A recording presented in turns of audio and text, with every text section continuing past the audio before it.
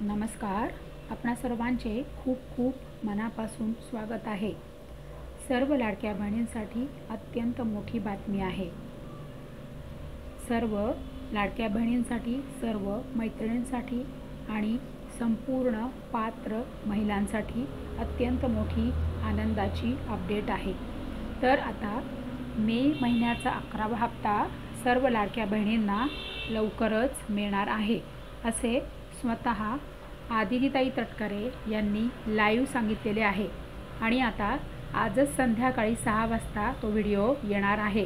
त्यामध्ये आदितीताई तटकरे लाईव्ह सांगत आहे की तुम्हाला मे महिन्याचा 11वा हप्ता हा कधी मिळणार आहे.